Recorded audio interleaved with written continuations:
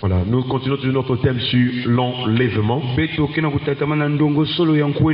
nous avons dit que c'est un thème fondamental. Parce que les temps sont finis. Tous les signes que la Bible nous parle du temps des apôtres en ce qui concerne les derniers temps sont tellement manifestes et évidents que c'est le temps de se réveiller, de prendre position. Chers frères et sœurs, la Bible déclare: réveille-toi, toi qui dors. Relève-toi donc les morts, et Christ t'éclairera. Est-ce qu'on peut acclamer le Seigneur? Est-ce qu'on peut acclamer Jésus? Est-ce qu'on peut acclamer le Tout-Puissant? Chers frères et sœurs, l'enlèvement, c'est cet événement qui arrive. Et c'est une rencontre qui va se passer dans les airs. Mais de la terre, ceux qui sont prêts, ceux qui sont préparés, ceux qui ont lavé leur robe, ceux qui se sont préparés, qui ont porté le fin lin, ils se préparent. Et à cause de l'œuvre et l'action puissante du Saint-Esprit, ils sont prêts. Même si physiquement ils n'ont pas d'argent, même si on se moque d'eux, ce qui importe dans notre relation avec Dieu, c'est l'œuvre et l'action puissante de son Esprit Saint. Si nous sommes conduits par l'Esprit, si nous sommes dirigés par l'Esprit, la chair est neutralisée, la chair est crucifiée. Et c'est à cause de ce gage, cette garantie que le Seigneur a mis en nous, au moyen de son Esprit Saint, que nous serons rassurés, que nous irons au ciel. Et ce jour-là, la trompette sonnera. En un clin d'œil, les morts en Christ ressusciteront, incorruptibles. Est-ce qu'on peut acclamer le Seigneur? Et ceux qui sont prêts attendent qu'ils revêtent l'incorruptibilité et l'immortalité. Et ensuite ils disparaîtront de la terre. Ils quitteront la terre. Ils vont rencontrer le Seigneur dans les airs. Mais ceux qui ne sont pas prêts, ils vont rester. Chers frères et sœurs, c'est le temps de se préparer. C'est ainsi que la Bible, la parole de Dieu, est là comme la lampe, la lumière qui nous éclaire, afin que notre cœur, notre âme continue à marcher, persévère pour entrer au ciel. Beaucoup de gens, quand on parle de ces choses, ils disent: oh, est-ce que ça va arriver? Mais c'est parce qu'ils sont aveuglés. Du temps de Noé, c'était la même chose. Il y a un jugement qui arrive, chers frères et sœurs, et c'est le temps que nous devons nous préparer. Chers frères et sœurs, nous sommes en train de voir les signes des temps dont la Bible nous parle, pour que nous puissions nous préparer. Qu'est-ce qui va arriver avant l'enlèvement? Et nous sommes en train de voir les textes bibliques. Notre texte de base, c'est dans Tite chapitre 2 versets 11 à 14. Et dans la première partie de cette référence biblique, il est écrit: car la grâce de Dieu, source de salut pour tous les hommes, a été manifestée. Est-ce qu'on peut acclamer le Seigneur? Ça, c'est la première étape du ministère de Jésus. Il nous a porté la grâce. Et là où nous étions malades, bloqués, là où notre âme était vraiment dominée par, notre âme était dans la servitude du péché, là où nous étions redevables à la chair, Jésus est venu par grâce. Il a pris notre péché, il a porté l'iniquité de nous tous, et il nous a donné sa vie de sainteté. Si aujourd'hui nous pouvons savoir, nous pouvons nous éloigner de l'iniquité, refuser de faire ce qui est mal, haïr le mal, parce que Jésus nous a pris, il nous a délivré du péché, il nous a communiqué sa sainteté. Chers frères et sœurs, Cette parole, le titre nous dit, car la grâce de Dieu, source de salut pour tous les hommes, a été manifestée. Mais si nous sommes sauvés par grâce, comment alors nous devons vivre ou marcher avec Dieu dans cette grâce qu'il nous a accordée? Et c'est ce que Tite est en train de dire. Elle nous enseigne. La grâce de Dieu nous enseigne à renoncer. Tu ne peux pas dire que tu es un véritable chrétien qui se prépare pour l'enlèvement. Donc que tu n'acceptes pas de renoncer ou à renoncer à quelque chose. Et ce n'est que la Bible qui peut nous montrer ce à quoi ou bien les choses que nous devons renoncer. C'est ainsi que si réellement tu as donné ton cœur au Seigneur, à chaque pas que nous avançons, la Bible déclare ça abondant. Alors il faut renoncer. Même si ça va te faire mal, ce qui est important, c'est de faire la volonté du Seigneur. Que ton âme soit sauvée. Même si tu as des douleurs dans ta chair, pour avoir abandonné quelque chose, ce qui compte, c'est la joie et la paix du cœur de ton âme. Chers frères et sœurs, elle nous enseigne à renoncer à l'impiété et au convoitisme mondain. Nous avons déjà vu le renoncement à l'impiété. Nous avons vu aussi le renoncement au mensonge. Et nous voyons donc ce matin le renoncement au convoitisme mondain. Chers frères et sœurs, nous voyons que Dieu nous enseigne clairement que quand la Bible parle du monde, et précisément on dit les convoitises mondaines, la grâce nous enseigne à renoncer aux convoitises mondaines. Dans ce groupe de mots convoitise mondaine, nous avons deux choses. Nous avons le monde et sa convoitise. Et c'est ce que Dieu nous dit dans 1 Jean chapitre 2. 1 Jean chapitre 2 versets 15 à 17. Chers frères et sœurs, ce texte de la parole dit ceci: n'aimez point le monde, ni les choses qui sont dans le monde. Si quelqu'un aime le monde, l'amour du Père n'est point en lui. Malheureusement, dans les églises, le monde est rentré. Et la Bible nous montre quels sont les éléments du monde. Qu'est-ce qui montre qu'une personne vit d'après le système du monde? Nous avons déjà dit que le monde peut être défini de trois manières. Il y a le monde en tant que la création. Dieu a créé toutes choses. Et nous voyons dans le psaume 24, le verset 1 à 2, il est écrit: à l'Éternel la terre est ce qu'elle renferme, le monde est ce qu'il habite. Ça, c'est le monde dans le sens de la création. Le monde aussi peut être défini comme l'ensemble des hommes, l'humanité. Car Dieu a tant aimé le monde qu'il a donné son Fils unique, afin que quiconque croit en lui ne périsse point, mais qu'il ait la vie éternelle. Ce monde dont Dieu a aimé, c'est l'humanité. Mais dans cette référence de Tite, le monde dont on parle, c'est l'ensemble des choses dans lesquelles Dieu n'habite pas. C'est un système, c'est un style de vie, c'est un mode de vie. En tant que chrétien, tout ce que nous devons faire, nous devons regarder à la lumière des Écritures. Est-ce que tel langage, telle pensée, tel caractère, telle conduite cadre avec la volonté de Dieu? Est-ce que Dieu est d'accord avec ça? Chers frères et sœurs, si quelqu'un aime le monde, l'amour du Père n'est point en lui. Car tout ce qui est dans le monde, la convoitise de la chair, la convoitise des yeux et l'orgueil de la vie ne vient pas du Père, ne vient point du Père, mais vient du monde.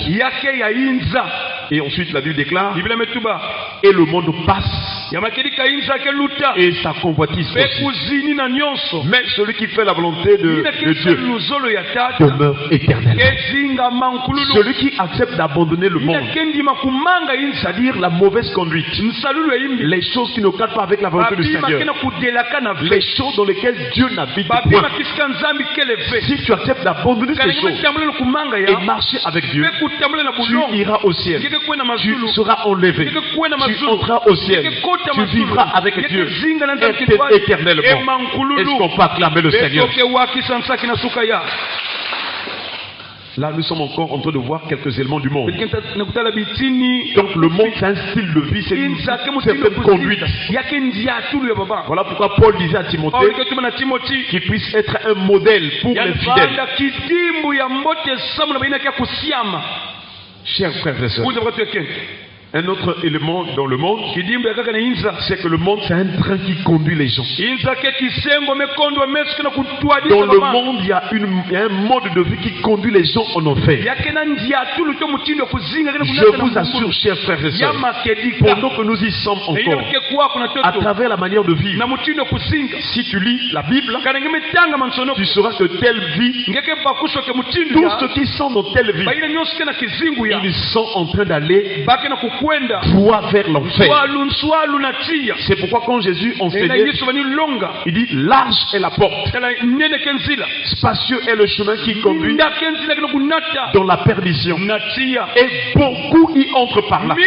Beaucoup de gens, des foules dans le monde entier, sont en train d'embrasser les choses du monde, tout en disant quand même que oh, nous connaissons Dieu.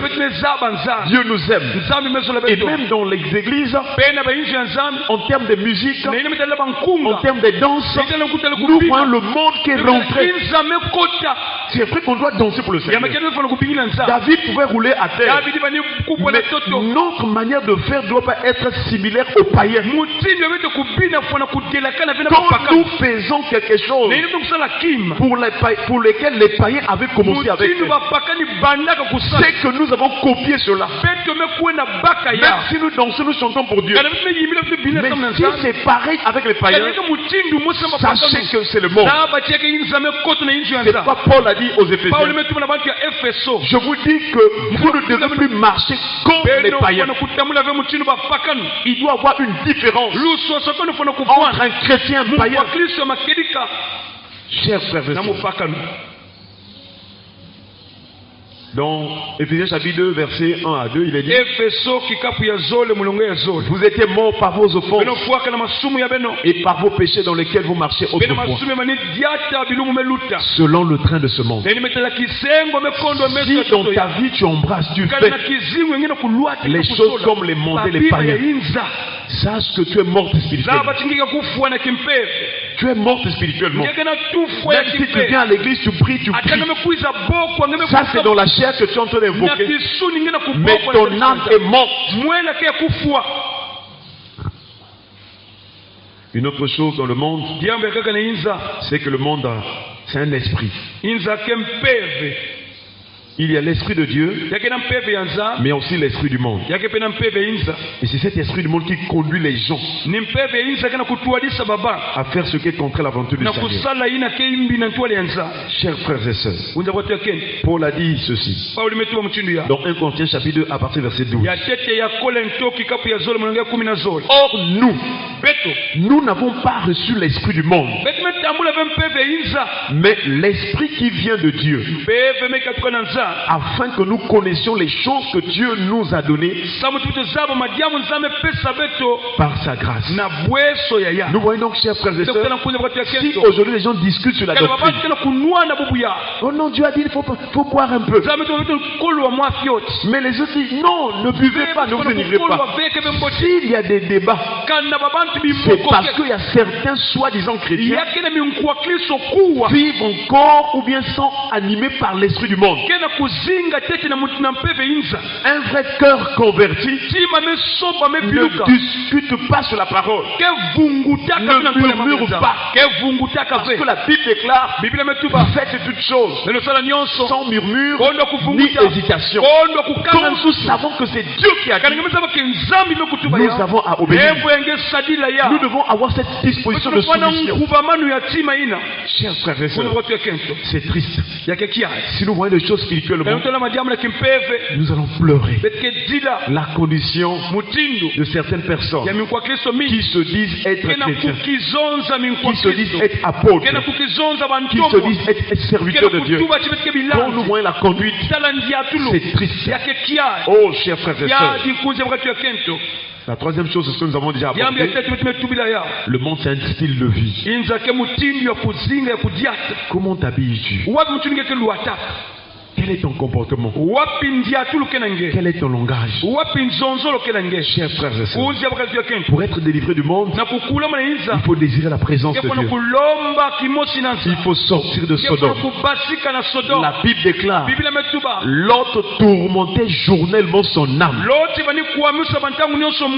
à cause de ce qu'il entendait écouter à Sodome. Alors, il faut que ton âme quitte Sodome. Chers frères et sœurs, c'est ainsi que quand Dieu a décidé de libérer le jugement sur Sodome, alors Lot est sorti. Chers frères et sœurs, les temps sont finis. Qu'en est-il de notre cœur face au désir, face au convoitise du monde? Que Dieu nous aide, que Dieu nous donne ce cœur qui puisse quitter le monde. Tu peux être présent dans l'église physiquement, mais spirituellement tu vis dans le monde. C'est pourquoi si l'église est vraiment de la sainte doctrine, elle doit interdire les choses du monde aux membres ou bien aux âmes. Parce que quand un chrétien porte quelque chose du monde, elle porte une empreinte ou bien quelque chose de Satan. Et quand ce chrétien-là marche, Satan lui envoie des mauvaises pensées et pousse ce chrétien à tomber dans le péché. Il y aura connexion parce que la chose que tu as mis en toi facilite, c'est comme une antenne. Et Satan va envoyer ses ondes. Même si tu es un chrétien véritable, puisque tu as porté quelque chose de lui, il va t'envoyer ses ondes, ça va t'influencer et tu vas commencer à tomber dans le péché, se comporter comme un païen, comme un mondain. Et là, le nom de Jésus sera calomnié à cause de toi. C'est pourquoi, chers frères et sœurs, c'est pourquoi c'est le temps de prier. Là où tu sais que tu es mondain, tu embrasses les choses du monde, que le Seigneur nous délivre. Répentons-nous. C'est le temps de la repentance. La vie chrétienne, ce n'est pas se comparer avec les autres. Quand vous dites c'est moi, mais interne, je l'avais dit. Il y a l'ivraie et le blé. Toi, peut-être tu es un véritable chrétien, mais l'autre qui s'habille comme un mondain, peut-être que c'est un fils du malin. Lui, il est destiné pour aller en enfer. Comment est-ce que tu veux te comparer à telle personne? Toi, tu dois te mirer selon la parole de Dieu. Tu dois voir ton âme avec Dieu. Même si vous êtes des jumeaux ou des jumelles, même si vous êtes d'une même famille, nous l'avons déjà dit, ce jour-là, quand il viendra, l'un sera pris, l'autre laissé. Même si vous êtes un couple, si les deux conjoints, celui qui n'était pas prêt, il va rester. Il n'y a pas de corruption. Il n'y a pas de favoritisme. Que Dieu nous donne d'être éveillés comme des vierges sages, tenant toujours la lampe allumée, c'est-à-dire marchant selon l'esprit dans la sanctification, hors des orgies de ce monde. Beaucoup d'hommes d'Israël sont restés dans le désert parce qu'ils se sont lancés dans la diversion. Que Dieu nous délivre. Qu'il nous pardonne aussi toutes les fois que nous avons vécu selon le monde. Qu'il nous pardonne. Baissons nos têtes dans la prière. Nous allons prier le Seigneur pour lui rendre grâce pour sa parole. Et nous allons prier le Seigneur au nom de Jésus.